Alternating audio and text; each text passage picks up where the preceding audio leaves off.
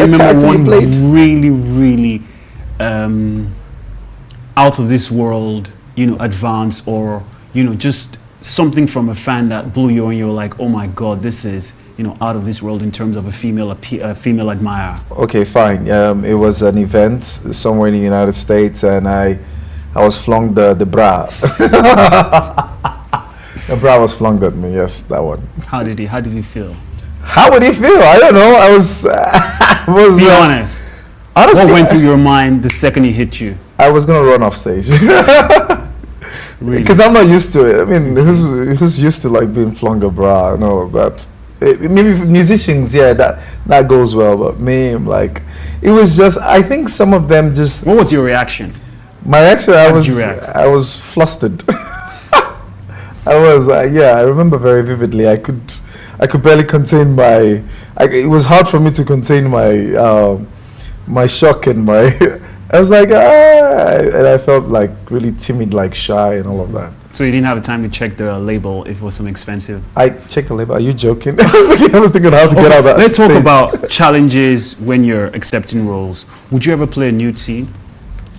I would play a new scene depending on how it's shot. I'll play a new scene depending on, because that's the major problem. The major factor is the fact that if you do not shoot something very properly, like for instance, I've been through a few interviews and people are complaining about nudity in our films these days. Yes. And I said to them, look, if there's demand for it, that's the only reason why producers will make it, number one. But two, the very key factor is the ability to shoot it with an appeal rather than it have a detest kind of look.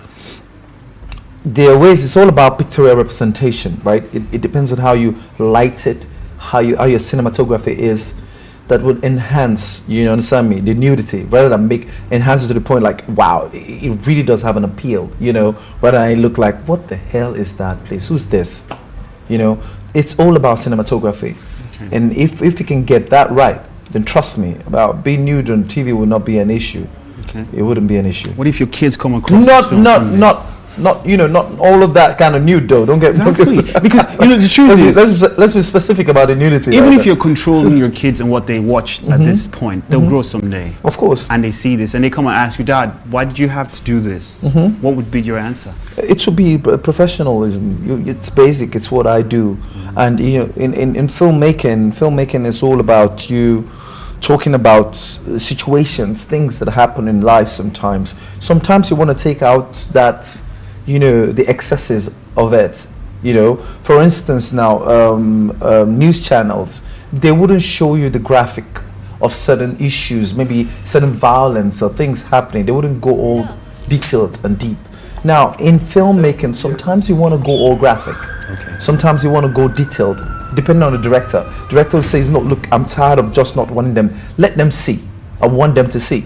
So that's left for them, and that's a creative. It's an open, market, so people are allowed to do something, and it's a professional thingy. If I'm an actor and I'm called upon, and I say, okay, I don't care, I'm professional, and I will do it.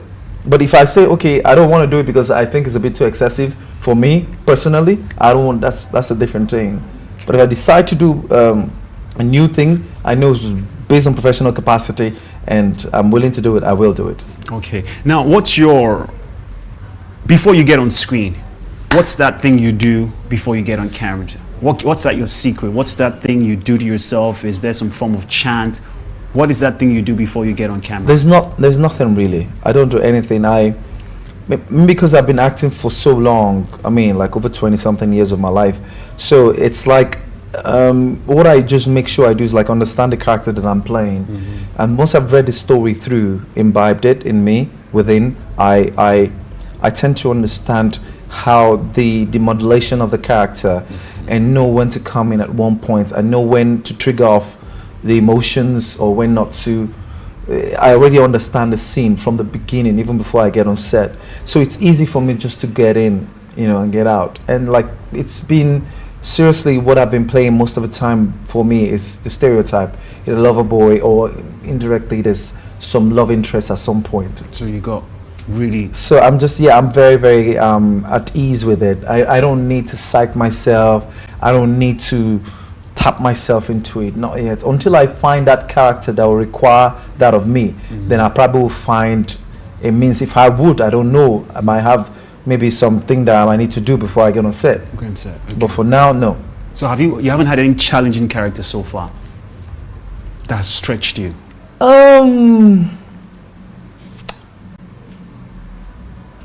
Well, challenging character was Dangerous Twins, where I played the two characters, the twin in the movie. And the time we shot Dangerous Twins was like 2004, where there was no digital times at the time had not improved, and we did everything. All the tricks was done right on set, and it was like all the bulk work was on me, the player, the character. So yeah, that was very, very demanding, both artistically and technically, in every way. So yeah, I'll find that a bit challenging.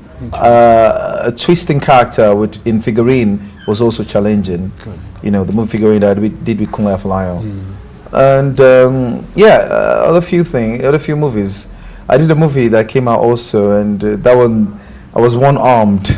And I had to like stick my arm in my back like constantly for like throughout the entire movie, and it wasn't fun. It was so painful. Okay. Now let's also talk about your connection with Surulere. You were talking to me about, over 25 years. That's very, very interesting to hear that, for 25 years your mom moved there and you still have been able to, it's something to talk about. Yeah, Surulere, we've been there. We moved into Surulere since 1978.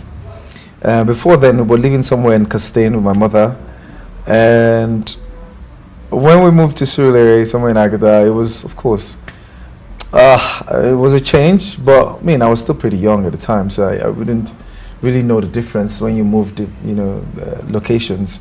However, I've been there, so I've been like in Surulere like all my life. If I leave, I probably leave for to a different location, maybe different family place or friend, be there for like a year or two, and then back to Surulere. And we've just been going around, moving from places to places in Surulere, and never moved out of it. And I'm still there. I left my mother's house, and she's still there in Surulere. She wouldn't leave either. She had opportunity to go out, but she wouldn't either. So we're all there. We're still all there. Interesting. Now, looking at you as a growing actor and a major stakeholder, obviously in the film business now in Nigeria, what do you see for yourself in the near future? What are you evolving to? What's next? Filmmaking? What is Yes. I'm an actor. I'm an actor to the core. I'm like, nothing's going to change that. I'll probably be acting till the day I die, till I drop dead. Okay. But I also intend to tell stories from my perspective too. Okay. So I'm looking forward to working and directing my own flicks and some of my movies and